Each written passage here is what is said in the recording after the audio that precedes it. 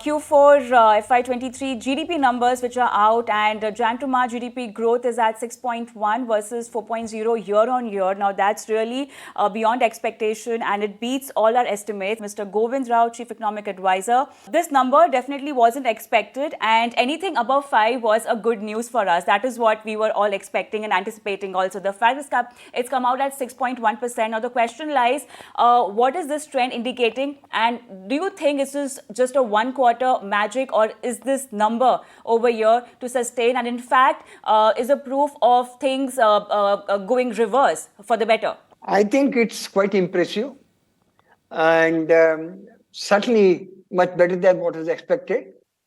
What better than what the street expected, which basically implies that for the whole year the growth would be more than 7%, and that's and then obviously the recovery is on the way. I do not think that this is a blip.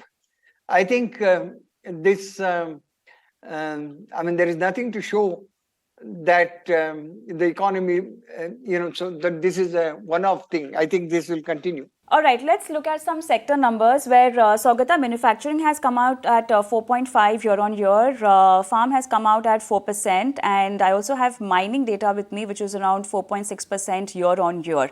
Now, looking at this data, we are also witnessing the kind of concerns that the Western countries are grappling with. So far, the picture looks really rosy, at least the kind of data that's come out. The question is, do you think we'll be hovering around the range-bound movement that we are seeing now? So, first off, on the GDP numbers, we were at Axis Bank, one of the highest at the Q4 at 5.7.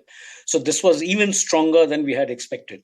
And the higher than expected numbers are essentially, as you mentioned, coming in largely from manufacturing, mining, and probably to a certain extent construction. I haven't seen the breakups yet.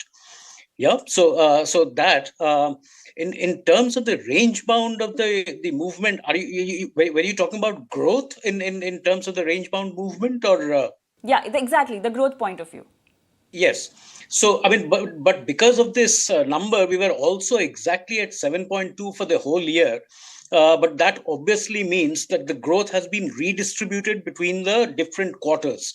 So the earlier estimates, the AE2 estimates of the earlier quarters has probably been brought down. And some of the growth numbers have been shifted to Q4. Now, given this higher 7.2 base, my sense is that already momentum is weakening, as it should in a weakening global environment.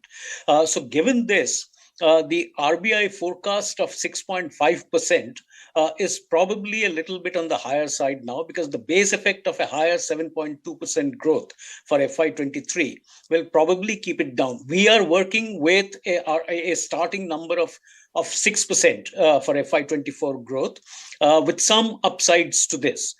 Because the GDP deflators, the WPI inflation in particular, is likely to be very, very low, and that will push real growth up. But given the risks emanating in the near term from weak monsoons or from a slower merchandise exports, etc., we are working with a base scenario of 6. After that, it's anybody's guess whether we settle at a 6.5 or a 6 or a 7% growth for the next 4 or 5 years.